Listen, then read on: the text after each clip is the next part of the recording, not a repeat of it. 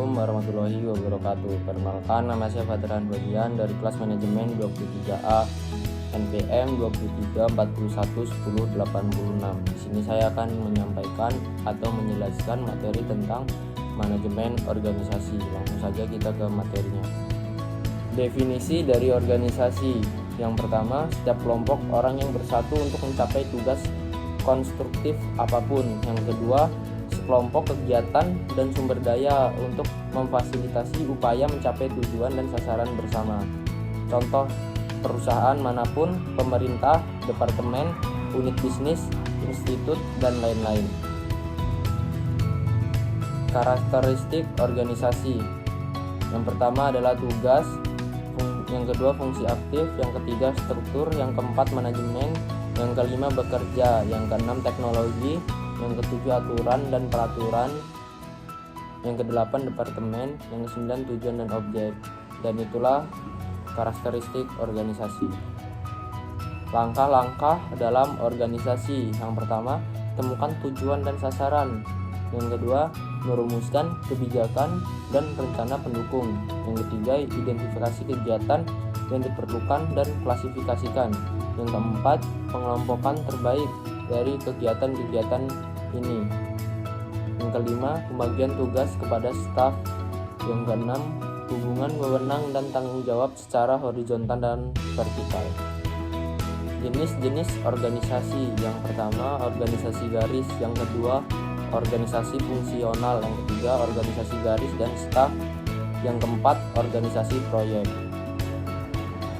Organisasi garis. Organisasi garis juga dikenal sebagai organisasi lini, adalah salah satu bentuk organisasi yang memiliki garis wewenang atau kekuasaan secara vertikal antara atasan dan bawahan.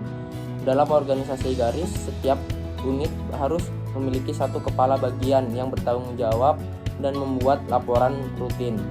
Beberapa keuntungan dari struktur organisasi garis antara lain: yang pertama, atasan dan bawahan dihubungkan dengan satu garis komando. Yang kedua, rasa solidaritas dan spontanitas seluruh anggota organisasi besar. Yang ketiga, proses pengambilan keputusan berjalan cepat. Lanjutan dari organisasi garis: disiplin dan loyalitas tinggi. Yang kelima, rasa saling pengertian antara anggota tinggi. Namun struktur organisasi garis juga memiliki beberapa kelemahan, antara lain ada tendensi gaya kepemimpinan otoritaris. Yang kedua, pengembangan kreativitas karyawan terhambat. Yang ketiga, tujuan top manajer sering tidak bisa dibedakan dengan tujuan organisasi. Yang keempat, karyawan tergantung pada satu orang dalam organisasi. Yang kelima, jenis organisasi ini cocok untuk unit bisnis berukuran kecil yang aktivitasnya bersifat rutin dan berbasis mesin. Organisasi fungsional. Organisasi fungsional adalah bentuk struktur organisasi di mana spesialis menjalankan fungsi mereka tanpa wewenang atasan orang-orang di luar departemen atau fungsi mereka. Dalam struktur ini, setiap departemen terdiri dari orang-orang yang memiliki kemampuan, keterampilan, dan keahlian yang sama dalam bidang tertentu. Beberapa contoh departemen dalam struktur organisasi fungsional adalah Departemen Keuangan, Pemasaran, Produksi, dan Sumber Daya Manusia. Kelebihan dari struktur organisasi fungsional antara lain manfaat spesialis, di mana setiap departemen memiliki keahlian khusus dalam bidangnya masing-masing. Yang kedua, meningkatkan efisiensi manajerial karena pekerjaan yang dilakukan sama dia dilakukan secara berulang. Yang ketiga, minimalisir terjadinya duplikasi fungsi atau tugas dalam perusahaan karena tanggung jawab organisasi dan alokasi tugas masing-masing bagian menjadi jelas. Namun struktur organisasi fungsional juga memiliki kelemahan, antara lain sulitnya menyampaikan informasi antara departemen atau tim karena setiap departemen cenderung fokus pada tugas dan tanggung jawabnya sendiri. Yang kedua, kurangnya koordinasi antara departemen karena setiap departemen beroperasi secara independen. Organisasi garis dan staf. Organisasi garis dan staf adalah salah satu bentuk struktur organisasi yang terdiri dari dua kelompok orang yang berpengaruh dalam organisasi. Kelompok pertama adalah orang-orang yang memiliki wewenang langsung dalam pelaksanaan tugas dan tanggung jawab. Sedangkan kelompok kedua adalah orang-orang yang memberikan dukungan dan bantuan kepada kelompok pertama dalam melaksanakan tugas-tugasnya.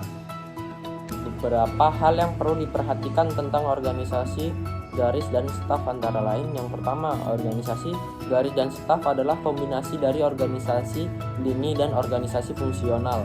Yang ketiga, pelimpahan wewenang dalam organisasi ini berlangsung secara vertikal dari seorang atasan pimpinan hingga pimpinan di bawahnya. Yang ketiga, staf bukan sekedar pelaksana tugas tetapi juga diberikan wewenang untuk memberikan masukan saran kepada atasan. Yang keempat, organisasi garis dan staf sangat cocok diterapkan pada perusahaan berskala kecil karena memiliki kelebihan yaitu pada tingginya disiplin moral para anggota. Yang kelima, kelemahan dari struktur organisasi garis adalah staf terletak pada masalah alokasi sumber daya serta distribusi biaya-biaya harus dikeluarkan oleh perusahaan. Organisasi proyek adalah struktur organisasi yang dibentuk untuk mengatur dan mengorganisasi sumber daya, tenaga kerja, material, peralatan, dan modal secara efektif dan efisiensi dalam sebuah proyek. Berikut adalah beberapa yang perlu diketahui tentang organisasi proyek. Yang pertama, organisasi proyek terdiri dari beberapa jabatan atau posisi seperti proyek manager, strategi engineer, struktur engineer, daftar, dan staf akuntansi.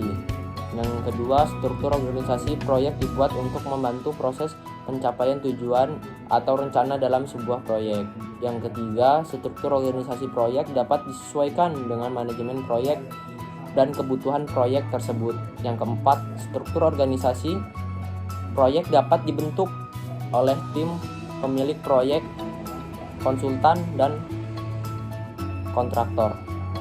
Dan ini masih lanjutan dari organisasi proyek. Yang kelima, struktur organisasi proyek dapat disusun dengan mengelompokkan orang ke dalam tim proyek pada tugas sementara.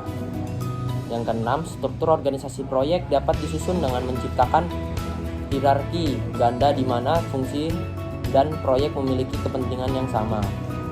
Meskipun struktur organisasi proyek dapat membantu dalam pencapaian tujuan proyek, namun terdapat beberapa tantangan yang harus dihadapi seperti penanganan yang efektif terhadap organisasi dan sumber daya, persaingan di pasar global, dan ledakan teknologi dan informasi. Oleh karena itu, manajemen proyek harus memperlihatkan struktur organisasi proyek yang tepat untuk memastikan keberhasilan proyek tersebut. Sekian dari saya ucapkan terima kasih. Sampai bertemu di video selanjutnya.